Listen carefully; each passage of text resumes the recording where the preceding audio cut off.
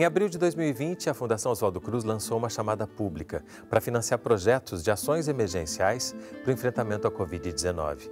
Recursos de doações de empresas, instituições e pessoas físicas foram redirecionados para 145 projetos, resultando na distribuição de um montante de 4,5 milhões de reais. Após uma série de 5, o Bate-Papo na Saúde preparou mais 2 programas para apresentar mais 4 desses projetos selecionados. Hoje, você vai conhecer como a Associação Indígena Chacriabá e a Associação Quilombola de Pescadoras e Pescadores, Lavradoras e Lavradores de Gauí-Ipanema estão enfrentando a pandemia e qual a importância dessa chamada pública para esse enfrentamento. Nosso primeiro convidado é Manuel Antônio Oliveira, presidente da Associação Indígena do Povo Chacriabá. Seja bem-vindo, Manuel. Obrigado, eu que agradeço, Renato. Queria começar pedindo para você nos contar um pouco da história do povo Chacriabá, para a gente entender como é que também estava a situação de vocês antes da pandemia, para depois a gente falar do enfrentamento da pandemia e da chamada pública. Então, primeiramente, Ariantanga Kerraquan, né? Obrigado a Deus do céu, né? Raí Bianchi Kiburé, estou dando um bom dia a todos, né? Meu nome é Manuel Chacriabá, sou aqui do povo Chacriabá, né? Hoje um povo localizado aqui no norte de Minas Gerais, né? Com aproximadamente mais de 10 mil indígenas, né? E dividido em 36 aldeias, né? E tendo hoje 4 caciques, né? E cada aldeia também tendo sua liderança, né? Assim, hoje a gente está aproximadamente mais de 10 mil indígenas, né? Onde tem uma população mais de 70% também de jovens, né? Está nessa luta, nessa questão dessa pandemia hoje, né? A gente vinha, assim, com vários cronogramas também dentro do nosso povo, né? Assim, antes da questão da pandemia, né? Mas, infelizmente, quando a pandemia se alastrou não só no mundo, como no Brasil, né? Tem afetado também nosso povo, né? Nosso povo Chacriabá, né? A gente vem repensando, assim, várias maneiras, né? De estar permanecendo mais na aldeia, né? Permanecendo mais em casa, né? Um pouco disso. Não, embora que é difícil, né? Hoje, por uma região ser bem carente na questão mesmo assim de chuva, né? Aqui no norte de Minas Gerais, né? Assim, muitas roças que a gente acaba nossa que ponhando também, né? Acaba pela sua falta de acesso à chuva, quase também não dá, né? Um acesso também bem difícil, bem carente na nossa questão, nosso povo, que é a questão também da água, né? Questão dos rios também, a questão muito, assim, a falta um pouco de acesso, né? Então, onde dificulta mesmo, assim, a questão do nosso povo de estar parado, estar localizado aqui dentro das aldeias, né? Embora tenha se locomovido muito também a questão para a cidade, né? E hoje a gente depende também, assim, da cidade para estar comprando também nossos alimentos, né? Falar um pouco da extensão, assim, diária, né? De nosso terreno. Hoje, nossa área homologada, hoje, nosso território, é aproximadamente 54 mil hectares, né? Onde a gente teve uma luta bem grande na questão da luta pela terra, né?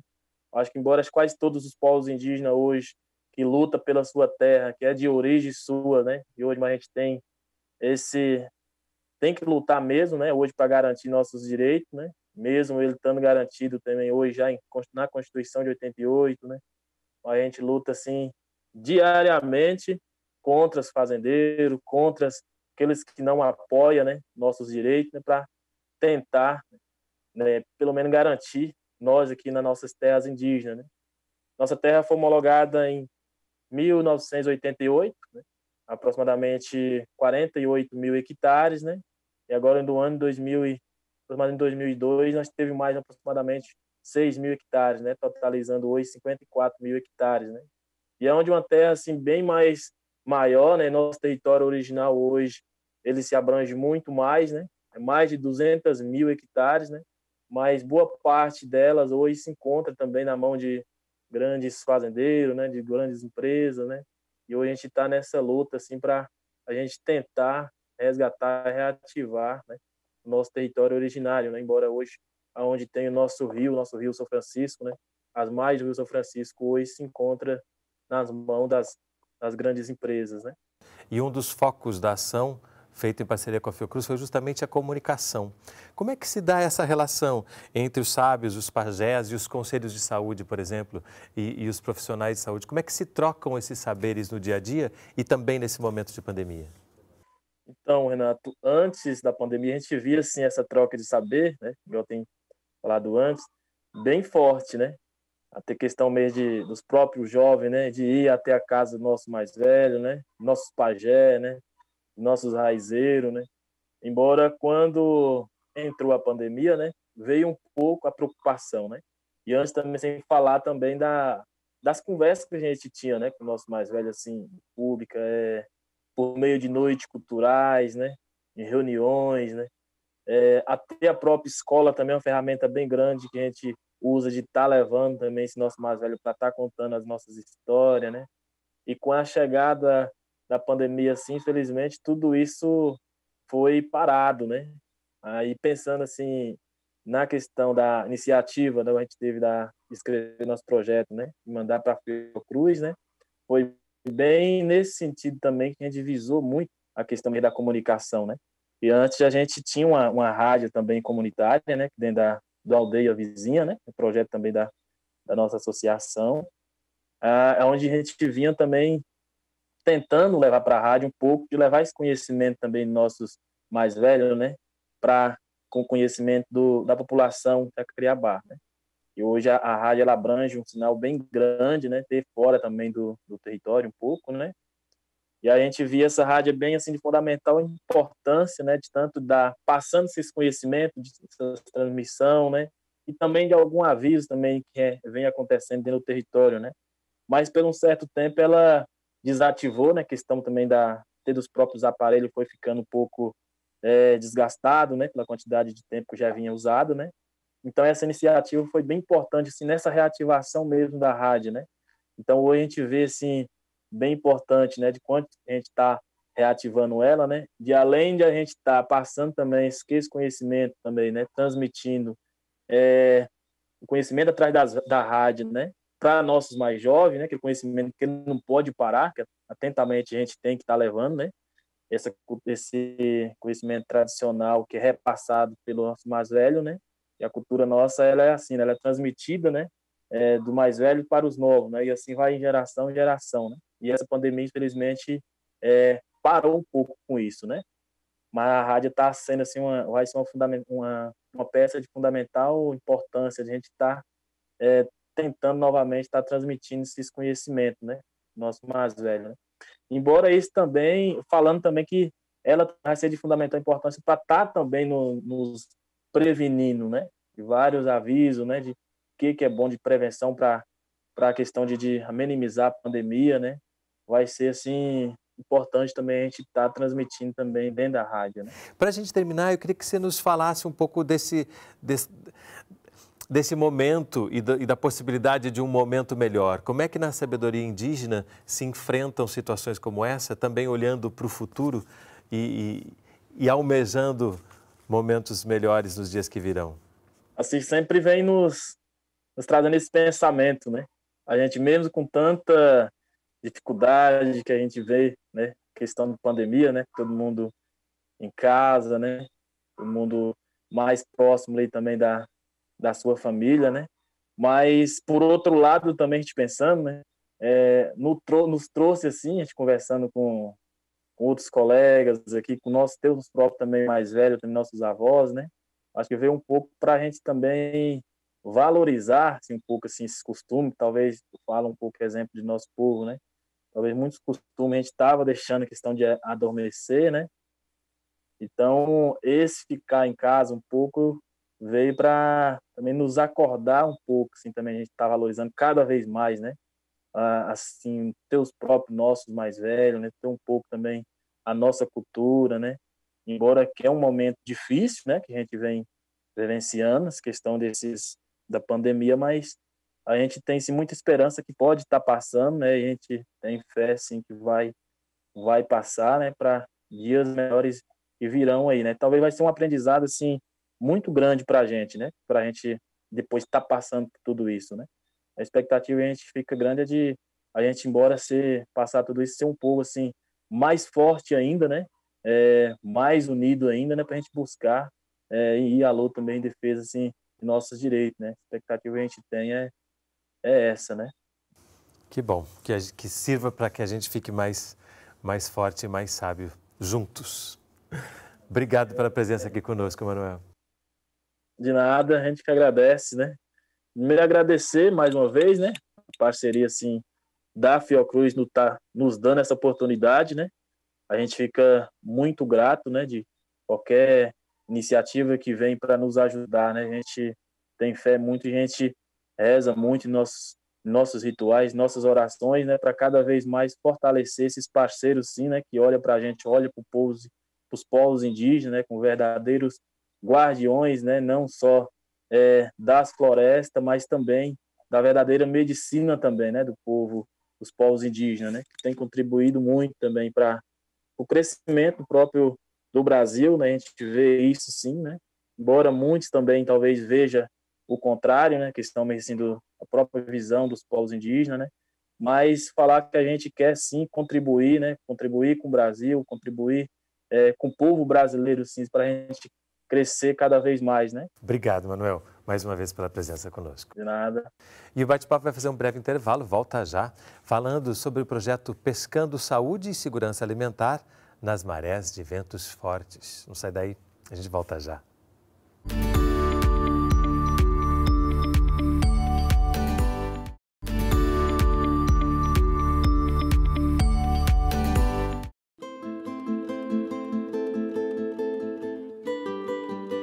O Bate-Papo na Saúde está de volta, falando sobre a chamada pública da Fiocruz para o enfrentamento do Covid-19. Nesse bloco, você vai conhecer o projeto Pescando Saúde e Segurança Alimentar nas marés de ventos fortes.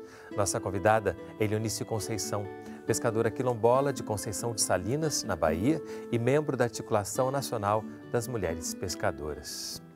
Seja bem-vinda, Elionice. E nesse momento que chega uma pandemia, que muda costumes, né, que afasta as pessoas, como é que foi isso para vocês e também para a gente entender qual a importância dessa parceria com a Fiocruz para buscar ações que possam ajudar a enfrentar esse período? Então, quando nós tivemos a notícia da pandemia, a gente mal estava saindo da situação do derramamento do petróleo, né? E que causou um impacto emocional e econômico muito grande para nós, assim, porque esse lugar aqui no derramamento do petróleo, que as pessoas estavam dizendo óleo, não é simplesmente uma praia para a gente, né? Esse é o nosso território ancestral, é o nosso território que sustenta o nosso equilíbrio espiritual e emocional, mas também é o território que nos garante sustento físico e possibilidade de continuar recriando e promovendo a vida, né? Então quando a gente se dá conta da gravidade do maior crime, da maior tragédia crime ambiental da história do petróleo aqui no Atlântico Sul, que para a gente foi no Atlântico Sul, mas para a história do mundo, e como foi difícil para a gente enfrentar aquela situação, tanto com a negligência do Estado, o Estado sarcástico, que não se compromete com os povos e comunidades tradicionais, que fez piada o tempo todo da nossa dor e da fome de que muitas famílias enfrentavam. E também a gente enfrentou aquela situação com a indiferença da sociedade brasileira. A gente não viu uma campanha no sentido de que ajude os pescadores e as pescadoras que estão com fome. Durante 3 meses, muitas famílias, de fato, sentiram nos seus corpos, em sua maioria negro e indígena, a fome bater e não teve nenhuma ação. O primeiro suporte que o governo deu, e que deu durante 2 meses, de um salário mínimo, só para os municípios que declararam estado de emergência em saúde, saiu 3 meses depois que as famílias estavam impedidas de pescar e de comercializar sua produção. Então, a gente já estava com um passivo grande, né, a partir da situação do petróleo, né? e um agravamento da situação de pobreza, porque quando a gente não consegue escoar a produção, essa produção fica pela metade do preço ou 70% mais barata, né? E aí a gente se dá conta dessa situação da pandemia, a gente tem essa notícia da pandemia e, sobretudo, o que chega até nós são as normas sanitárias que não dialogam com o nosso modo de ser tradicional, né? Isso, sobretudo, dá um desespero. O primeiro desespero, mais do que a possibilidade do adoecimento, é o agravamento da fome mesmo, porque certamente, sem poder escoar a produção, a gente teria a segurança alimentar comprometida, porque por mais que a gente seja produtor de pescados, a gente não podia comer só pescado o tempo todo. E começou a chegar para nós também normas sanitárias e epidemiológica, que era a expressão do abuso do poder, do controle. Então, muitas de nós, por ser mulheres que estão colocando os nossos corpos em defesa dos nossos territórios, somos mulheres também em ameaça. E para a gente sair da cidade, a gente precisava procurar a prefeitura informar que horas a gente ia sair, em que carro a gente ia, dar a placa do carro e quanto tempo a gente ia ficar fora. Então, esse controle dos nossos corpos negros, a gente já tinha... aí a gente se voltou para a história, né? E a gente foi ver, principalmente, primeiro... nós na coordenação, eu mesma fiquei assim uma semana em silêncio, tentando digerir o que era que estava acontecendo. E depois eu fui lembrando que eu tinha lido Um Defeito de Cor, de Ana Maria Gonçalves, e ela falava sobre a gripe espanhola e outras situações que as nossas ancestrais enfrentaram. E como as nossas ancestrais se utilizaram do conhecimento das folhas, também das macumbas, mas também fizeram isolamento, outro tipo de isolamento, não isolamento que faz um apartheid entre nós, né? E aí eu fui tranquilizando meu coração e tentando conversar com as outras mulheres, né? Com as outras mulheres da minha comunidade, as outras mulheres do Recôncavo. E aí eu, principalmente, peguei como referência Filomena, que é uma ancestral da minha família, que foi responsável pelo povoamento da comunidade, e eu fui ver que Filomena teve 13 filhos, e todos esses filhos enfrentaram a gripe espanhola e passaram por isso vivos, inclusive minha bisa Elisa. E aí comecei a dizer para a Marisélia, para a Eliette, para a Bárbara no Baixo Sul, para as outras mulheres, a gente vai resistir sim, a gente precisa ter força. E a gente, não uma força que faz da gente super mulheres, né? Mas a gente precisa olhar para a história, porque nossas ancestrais já enfrentaram isso. E aí eu fui vendo também na história que em outros momentos as mulheres foram impedidas de comercializar sua produção em nome também de uma vigilância em saúde, né? E muitas foram obrigadas a se deslocar para outros estados com normas menos rígidas. E eu fui partilhando isso com as outras mulheres, e a gente fez um combinado, por exemplo, assim, a gente vai fortalecer o princípio da solidariedade que já existe entre nós. Aí a gente combinou, tipo, a gente aqui em Conceição se junta com Maragogi, que a gente escreve projetos para Fiocruz, escreve para o Fundo Brasil de Direitos Humanos, a gente também ajuda as comunidades do Baixo Sul a escrever, Ilha de Maré se junta com o Rio dos Macacos e com outras comunidades como de Santa Amaro, e a gente fez isso. Para a gente, primeiro, tentar atacar essa questão dos alimentos que a gente não produzia. Então, garantir outros alimentos e também garantir material de higiene e de proteção, que são coisas que a gente não produz. Aí a gente usou esse recurso de escrever essas propostas, né? Pensando de que a gente tinha que promover vigilância sem perder de vista o cuidado. Uma das nossas preocupações é de que, assim, tudo que foi potência para nós ao longo desses anos, que é a família extensa, a capacidade de articular gente, de se reunir, então passou a ser uma fragilidade. E como é que isso não vira uma coisa normal, a gente ter que cumprimentar os sobrinhos filhos, os sobrinhos netos de longe? E aqui em casa, por exemplo, eu tive que botar placas na porta para que as pessoas, que a gente, o portão dá direto acesso à cozinha e a gente tem sempre uma mesa com coisas para quem chegar e conviver com essa outra realidade, e essa realidade não podia se tornar um normal, no sentido de que a gente deixa de lado aquilo que potencialmente nos fortalece.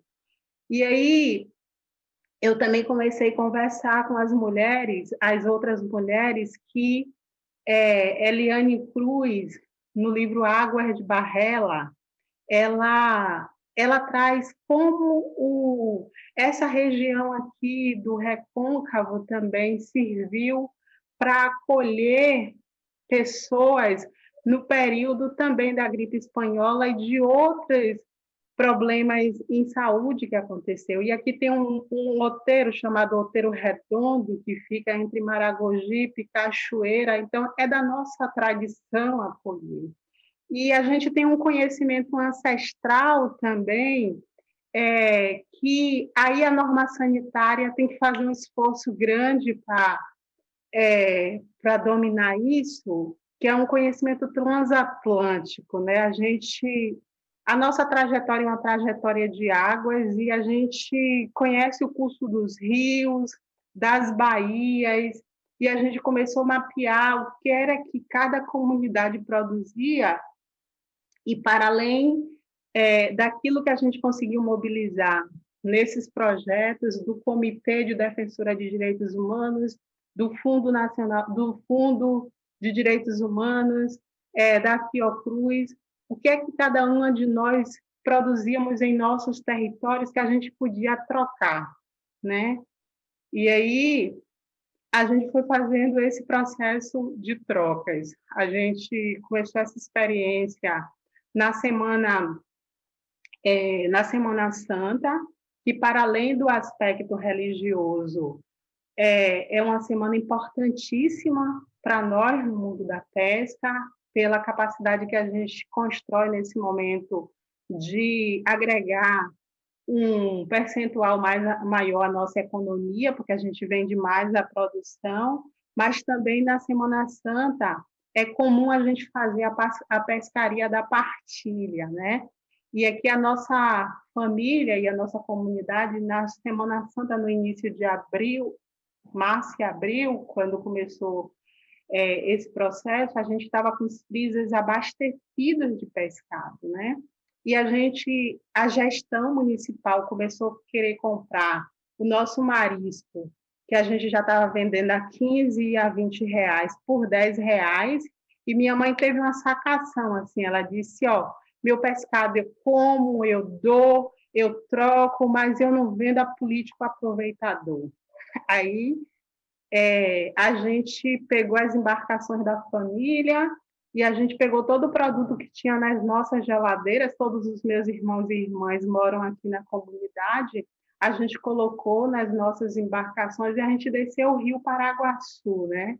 E a gente disse às lideranças das comunidades de Maragogipe, de São Roque, a gente está levando sarnambi, siricatado, camarão, ostra, e a gente vai trazer o que vocês tiverem. Aí a gente levou pescados e a gente trouxe dendê, a gente trouxe óleo de coco, a gente trouxe jaca, a gente trouxe banana, Então, a gente viu que isso era também uma experiência potente. Elionice, é muito potente também, vou pegar essa sua última palavra para devolver para você, toda essa sabedoria ancestral que vocês conseguem colocar em prática a partir dos desafios do hoje. A gente tem uma questão de tempo no programa, então a gente precisa encerrar, mas eu vou aproveitar que você citou Ana Maria Gonçalves e Eliana Alves Cruz e vou trazer uma frase de Conceição Evaristo para a gente, que eu acho que sintetiza também um pouco o que você contou no início do programa, que é: eles combinaram de nos matar, mas nós combinamos de não morrer. Então, reverenciando toda a sabedoria dessas mulheres ancestrais e as contemporâneas escritoras, eu quero agradecer muito sua presença aqui conosco hoje. E o Bate-Papo na Saúde de hoje fica por aqui. A gente se vê no próximo programa com mais um assunto que tem tudo a ver com a sua saúde. Até lá!